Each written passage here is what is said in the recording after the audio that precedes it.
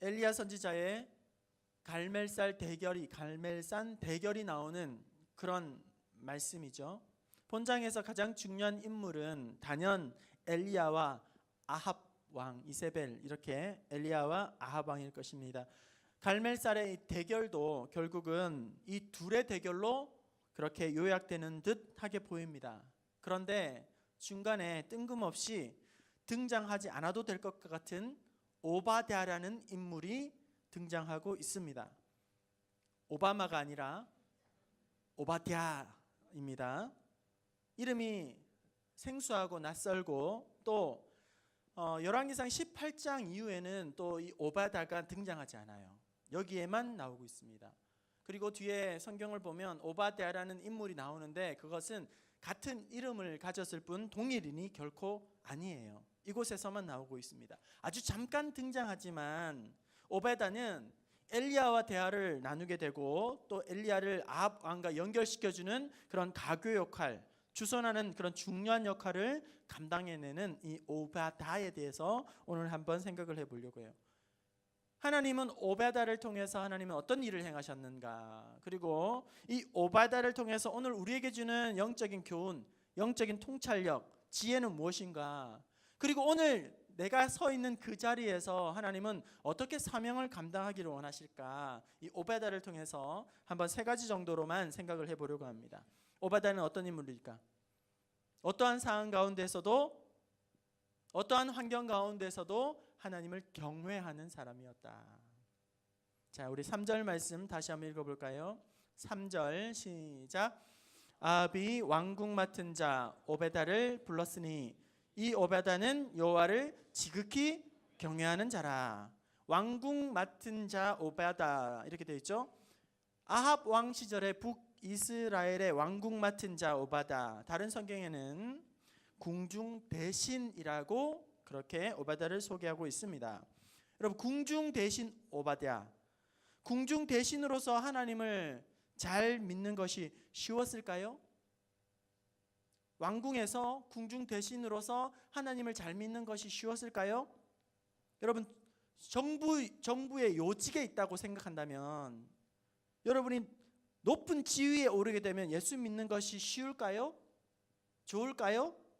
아니면 자기가 가지고 있는 지위와 권한을 가지고 영향력을 미칠 수 있을까요? 여러분 어떻게 생각하세요? 결코 쉽지 않습니다. 왕궁 대신 오바다. 우리나라는 장로님 2분씩이나 대통령직을 수행한 바가 있습니다. 한 분은 돌아가셨고 그리고 한 분은 지금 감옥에 있습니다. 높은 지위, 왕궁 혹은 그런 요직에 있으면 예수 믿을 것이 좋을까요?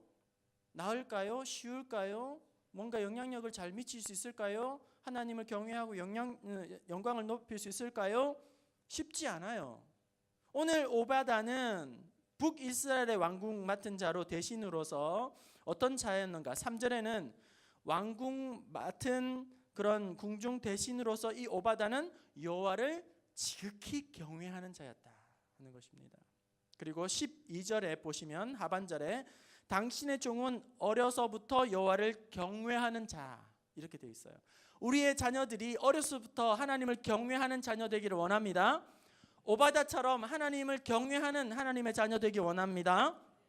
여러분, 아합 왕과 그의 아내 이세벨, 여러분 잘 아시죠? 성경에 보면 비교 불가한 악의 대명사, 타의 추종을 불허할 정도로 악명 높은 사람, 우상 숭배, 불의와 죄악의 완전히 종합 세트 선물이 바로 이 아합이라는 왕이라는 거예요. 그런 왕의 통치 하에 있었던, 지배하에 있었던 궁중 대신이에요. 대신. 우리가 생각할 때는 이런 아주 어려운 상황에서, 분위기에서, 살벌한 이런 정국에서 경건하게 하나님을 믿는 사람은 다 순교를 당했을 것이고, 남아있는 사람들은 모두 다 아합 편에서 아부를 떨다거나 하수인이 되어버리고 하나님을 등져버렸을 것 같은 그런, 우리가 생각할 때는 이런 왕 밑에서는 신앙생활하기가 도저히 불감당인, 경건한 사람은 다 죽었고 순교를 당하고 있는 사람들은 다 배교하고 아편에서 하수인이 되어버리는 그런 신앙을 잃어버린 그런 생각하기 쉽지만, 하지만 오늘 본문에 등장하는 이 오바다는 그런 악한 왕의 통치 한가운데에서도 불의가 판을 치고 세속과 핍박이 관영한 상황 가운데에서도 문제 가운데에서도 어려움 가운데에서도 하나님을 경외하는 신실한 하나님의 백성이 남아있다는 것을 우리에게 말씀해주고 있다는 거예요. 여러분, 오늘 한국 교회가 위상이 땅바닥에 떨어졌습니다.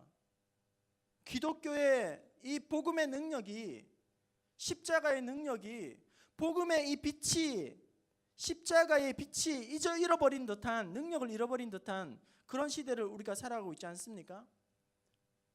이곳저곳에서 교회의 덕담이라든지 좋은 미담이라든지 감동적인 스토리라든지 그런 훈훈한 이야기들보다는 오히려 교회가 타락했고 변질되고 문제가 많고 비난을 받고 지탄을 받는 그런 위기에 놓여 있다. 교회가 세상을 걱정하는 것이 아니라 세상이 교회를 걱정하는 시대가 되어버렸다. 그런 소리를 들을 때마다 우리는 어떻습니까? 교회가 다 이렇게 변질되고 타락하고 이렇게 다 썩어지고 하는 것 같고, 정말로 소망이 없는 것 같고 다 끝나버린 것 같고 너무나도 한심하고 답답하고 뭔가 마음에 너무나도 답답하고 문제가 심각한 것 같고 그런 마음들이 막 생기지만, 그러나 하나님은 어떤 하나님이신가? 우리 하나님은 교회가 이런 비난과 지탄과 다 썩어가는 것 같지만 우리 하나님은 어떤 하나님이십니까? 무에서 유를 창조하시는 하나님이시고, 우리 하나님은 죽은 자를 살리시는 하나님이시고, 우리 하나님은 불가능을 가능으로 바꾸시는 하나님이시고, 하나님은 모든 문제 해결달 되시는 능력의 하나님, 기적의 하나님이신 줄로 믿습니다. 열왕기상 19장에 엘리야가 이 갈멜산 전투를 끝내고 나서 이제 19장으로 넘어가면 영적인 모든 진이 빠졌어요. 영적인 탈진이 오게 되죠. 번아웃 상태가 됩니다. 아무것도 할 수 없는 실패와 좌절과 낙심과 깊은 절망 가운데에서 로뎀 나무에서 어떻게 합니까? 여호와여, 넉넉하오니 지금 나의 생명을 거두어 가져옵소서. 더 이상 하나님, 저는 감당할 수가 없습니다. 이렇게 고백하고 또 죽기를 구하고 19장 14절에는 칼로 주의 선지자들을 죽였음이오며 오직 나만 남았건을 그들이 내 생명도 찾아 빼앗으려고 하니이다. 이렇게 이야기하는 거예요. 하나님, 내가 열심히 충성하였습니다. 최선을 다했습니다. 저는 순종했습니다. 하지만은 하나님, 저에게 뭐가 있습니까? 저는 너무 외롭습니다. 하나님, 저는 너무 고독합니다. 하나님, 저는 버틸 힘이 더 없어요. 이제 포기하렵니다. 힘들어서 못하겠어요. 혼자서는 못합니다. 외로워서 더 이상 견딜 수가 없는걸요. 로뎀 나무 밑에서 엘리야가 울부짖는 거죠. 하나님, 저 더 이상 못하겠어요. 저는 너무 외로워요. 힘들어요. 나 혼자만 남았어요. 그때 우리 하나님께서 그 가운데 있는 다 끝났다고 생각했던 그때에 하나님은 뭐라고 엘리야에게 말씀을 주십니까?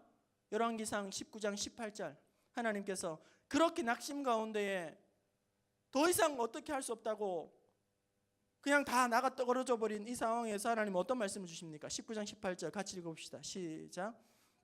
내가 이스라엘 가운데 7,000명을 남기리니 다 바알에게 무릎 꿇지 아니하고 다 바알에게 입맞추지 아니하는 자니라. 나 혼자입니다. 하나님, 더 이상 저는 견딜 수 없습니다. 감당할 수가 없습니다. 하나님, 저는 더 이상 손끝 하나 움직일 수 없습니다.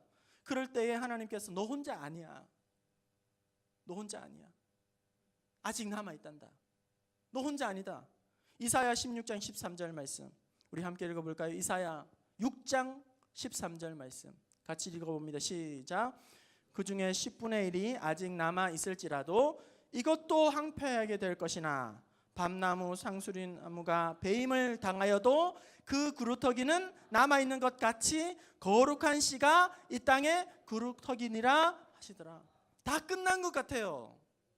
다 베어져서 없는 것 같아요. 소망이 없는 것 같아요. 여러분, 세상이 다 썩은 것 같고 죄악이 너무나도 판을 치는 것 같고 어디서부터 손을 대야 할지 손쓸 지경이 없는 것 같고 교회가 왜 이렇게 타락하고 변질되고 소망이 없고 다 소망이 끝난 것 같아도 그 한가운데 하나님을 경외하는 사람은 남아있다. 여전히 하나님께서는 신실한 그루터기를 남겨놓으신다. 다 썩은 것 같아도, 다 병든 것 같아도, 다 망한 것 같아도 하나님은 그 한가운데에서 하나님을 경외하는 거룩한 하나님의 백성을 주셨다. 그런 거룩한 백성, 남아있는 그루터기, 하나님을 경외하는 이 땅 가운데에 죄악이 가능하다 할지라도 그 한가운데에서 하나님을 경외하는 거룩한 하나님의 백성, 그 남은 자가 저와 여러분 될 수 있기를 바랍니다. 우리 부평중앙교회가 남은 자들의 그룹이 되기를 원합니다. 오바다가 아합 왕궁에 맡은 자로서 비록 그 악한 왕, 어려운 자리에 있지만 여호와를 경외하기 때문에 하나님 앞에 귀하게 쓰임을 받을 수 있었던 거예요. 여러분, 하나님께 쓰임 받는 사람은 어떤 사람입니까? 하나님께 쓰임 받는 어떤 사람입니까? 좋은 환경에서 모든 상황이 다 마련되어지고 출신 배경이 나보다 너무나도 좋고 모든 것을 다 갖춘 상태에서 금수저로 태어나면 그 사람은 하나님 귀하게 쓰시는 사람이고, 상황도 안 좋고 환경도 안 좋고 배경도 안 좋고 갖춘 것도 없고 흙수저 아니면 아무것도 없는 그런 나 같은 사람은 하나님이 쓰시지 않는 것일까요? 모든 상황을 다 갖추어져 있고 문제가 없고 배경도 좋고 출신도 좋고 그런 사람을 하나님께 쓰시는 것이 아니라 하나님을 경외하는 사람을 하나님이 쓰실 줄로 믿습니다. 여호와를 경외하며 그 길을 걷는 자마다 복이 있도다. 할렐루야. 여호와를 경외하는 자에게 하나님은 은혜 주시고 함께 하실 줄로 믿습니다. 오늘 우리가 오바다처럼, 오늘 믿음의 선진처럼 어떠한 어려움 가운데에서도 문제 가운데에서도 상황 가운데에서도 하나님을 경외하는 사람이 되어 하나님께 예배해 놓으신 놀라운 은혜와 축복들을 오래 참고 인내하는 가운데에 누릴 수 있기를 바랍니다. 오바다는 어떤 상황 가운데에서도 하나님을 경외하는 사람이었다. 두 번째로 오바다는 어떤 사람인가? 어떠한 상황 가운데서도 하나님의 편에 서서 선신하고 사명을 감당했던 사람이다. 우리 4절 말씀을 같이 읽어볼까요? 4절입니다. 시작. 이세벨이 여호와의 선지자들을 멸할 때에 오바다가 선지자 100명을 가지고 50명씩 굴에 숨기고 물과 떡을 먹였더라. 바알 우상을 섬기는 심장부라고 할 수 있는 이 왕궁에서 아합 왕의 이 최고 직위를 가졌던 그 자리에서도 이 오베다는 왕의 신임을 받았으면서도 하나님을 경외하는 사람, 왕의 신임을 받으면서도 온전히 하나님을 섬긴 사람이었다는 거예요. 여러분, 이게 참 어려운 거예요. 왕의 신임을, 악한 왕의 신임을 받으면서 하나님을 경외하고 하나님을 섬기는 것 너무나도 쉬운 게 아니에요. 어려운 거라는 거예요. 오바다는 우상 숭배를 거절하고 그리고 또 아합과 이세벨을 반대하는 선지자들을 숨겨줍니다. 그리고 떡과 물을 공급하여 그들을 생명을 살려주게 되죠. 하나님을 대적하기로 유명한 이 아합 왕 밑에서 죽을 각오를 하고 지금 100명을 숨겨두고 그를 생명을 지켜낼 정도로 그는 마음에 담대함이 있었던 거예요. 만약 들키기라도 한다면, 만약 이 사실이 발각되기라도 한다면 하나님을 대적하기로 유명한 박해하는 이 아합 왕에게 목숨을 부지할 수가 없는 거예요. 오바다가 비록 악한 왕을 섬기는 그 자리에 있었지만 하나님을 믿고 경건히 헌신하기가 너무 어려운 상황이 있지만 자기의 신앙을 바르게 지켜나가고 그곳에서 자기가 할 수 있는 일, 그곳에서 자기가 할 수 있는 선한 일, 사명에 충성을 다했다는 겁니다. 결국 오바다는 자신이 서 있는 그 자리에서 자신만이 할 수 있는 그 사명을 힘써 감당해내어 선지자들을 살려냈다는 거예요. 여러분, 오바다를 통해서 우리가 발견하는 건 무엇입니까? 참된 신앙인이란, 참된 경건한 하나님의 자녀들이란, 백성들이란, 사명자들이란 어떠한 상황 가운데에 처해 있다 할지라도 그 환경을 초월하기, 그 환경을 뛰어넘기, 그 상황 가운데에서도 오래 참고 견디기, 그 상황 가운데서 흔들리지 않고 자신의 영적인 역할을 충실하게 감당해내는 사람, 그 사람이 참된 믿음과 신앙을 가지고 있는 용사라는 것입니다. 오늘 여러분 세상에 복음을 전하기 원한다면 오늘 우리는 오바다 같은 사람이 되어야 한다는 거예요. 오바다 같은 사람이 필요하다는 겁니다. 자기 일터에서 세상의 기대와 요구에 잘 부응할 뿐만 아니라 하나님은 어떤 분이신지를 그곳에서 보여줄 수 있는 사람이 필요하다는 거예요. 회사의 보탬이 될 뿐만 아니라 직장에서 정체성을 분명하게 가지고 있을 뿐만 아니라 직장에서나 일터에서나 학업 공부하는 학교에서나 자기가 있는 그 맡은 자리에서 누가 보든지 보지 않든지 성실하게 책임을 다하고 자신의 맡은 자리에서 역할과 사명을 책임을 다하고 업무적인 면에서도 손색이 없게 잘 할 뿐만 아니라 그러면서도 그리스도인으로서의 정체성을 잃어버리지 않는 사람. 직장과 일터에서 학업 현장에서도 손색이 없이 열심히 사명을 잘 감당할 뿐만 아니라 직장인으로서 학생으로서의 자기 정체성을 놓치지 않을 뿐만 아니라 하나님 앞에서도 그리스도인의 정체성을 놓치지 않는 사람, 헌신하고 순종하며 선한 영향을 나타내는 사람, 그런 사람이라는 것입니다. 오늘 내가 서 있는 그 자리에서 하나님을 위해서 할 수 있는 일은 무엇일까? 우리 역시 어떠한 상황에 있다 할지라도 내가 그리스도인으로서의 바른 정체성을 잘 가지고 선한 일을 행하고 내가 서 있는 그 자리 일터에서도 맡은 일에 최선을 다하고 선한 청지기가 되는 부르심의 그 자리에서 맡은 사명에 충성을 다하고 사명을 감당하는 그런 사람이 오늘 오바다와 같은 사람이고 오늘 우리에게 주어진 자리에서 삶으로 예배를 하는 하나님의 거룩한 그루터기 같은 사람이 된다는 것입니다. 마지막으로 오바다는 어떤 사람인가? 어떠한 상황 가운데서도 하나님께서 주시는 지혜로 살아가는 사람이다. 지혜로 살아가는 사람이다. 오바다는 아합 왕궁의 궁중 대신으로 있으면서도 바알 우상에 물들지 아니하고 당당하게 신앙을 지켜나가게 되죠. 이게 쉽지 않다고 말씀을 드렸습니다.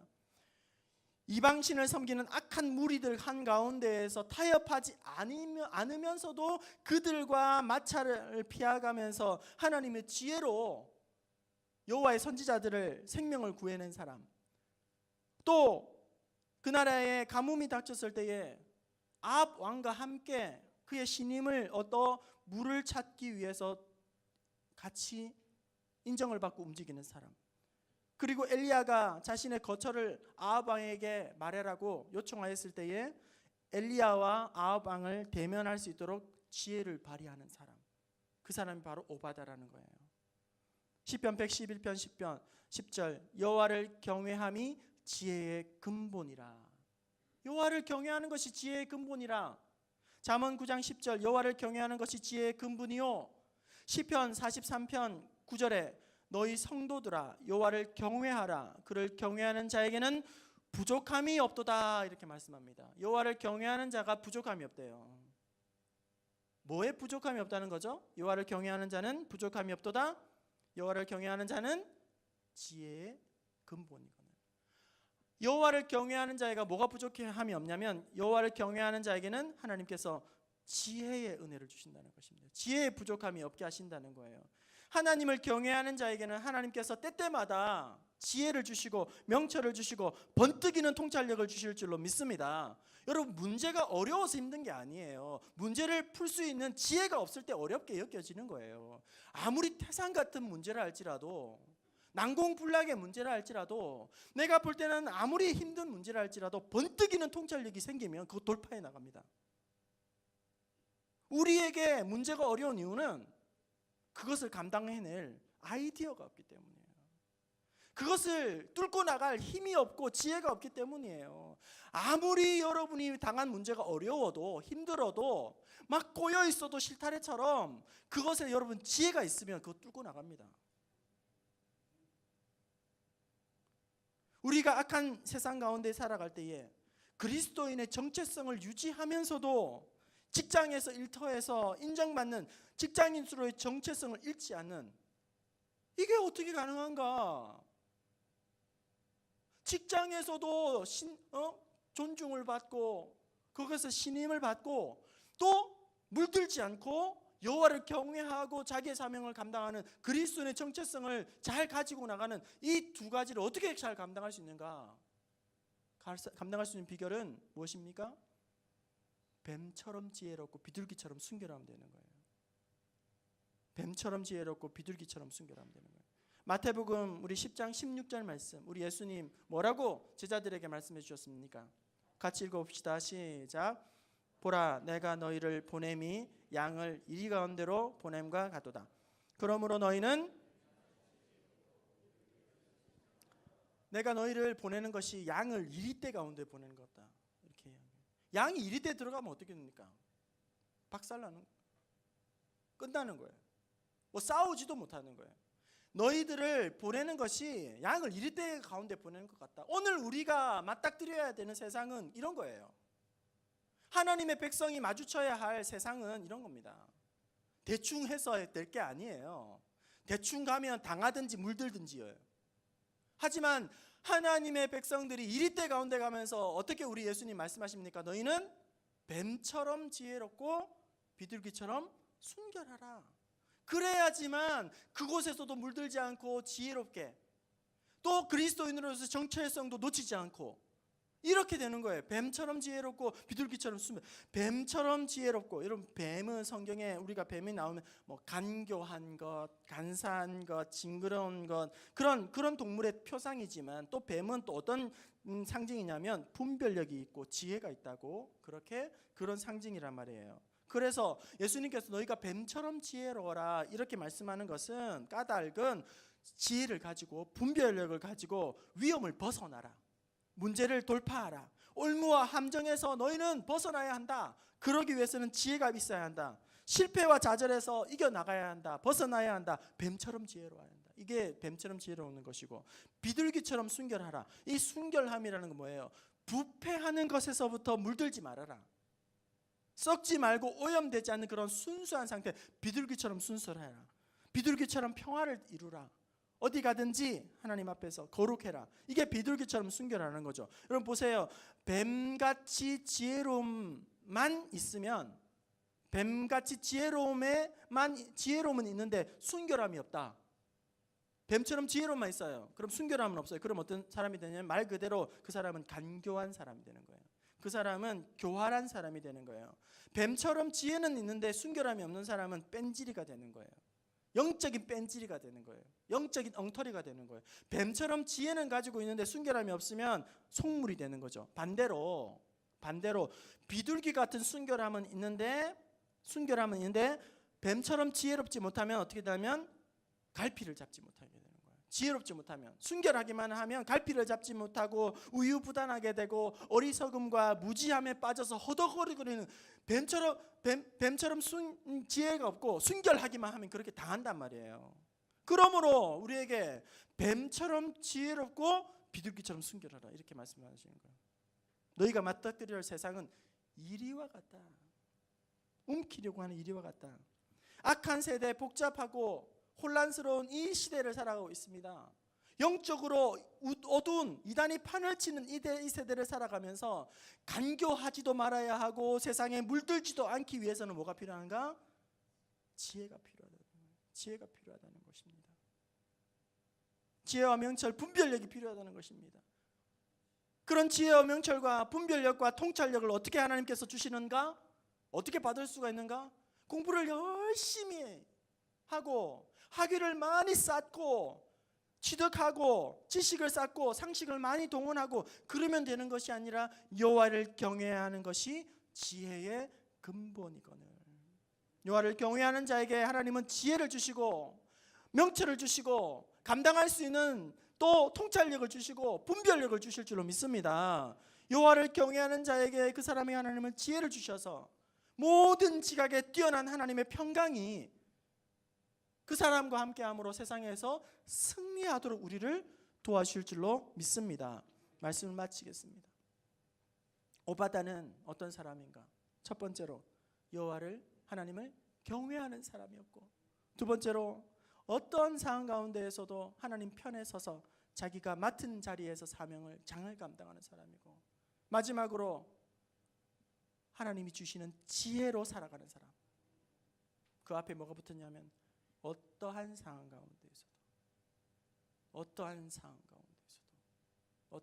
가운데에서도 여호와를 경외하는, 어떠한 상황 가운데서 하나님 편에 서서 자기 맡은 자리에서 충성을 다하는 사람, 어떠한 상황 가운데에서도 하나님이 주시는 지혜로 살아내는 사람, 그런 사람이 저와 여러분 될 수 있기를 주님의 이름으로 축원합니다.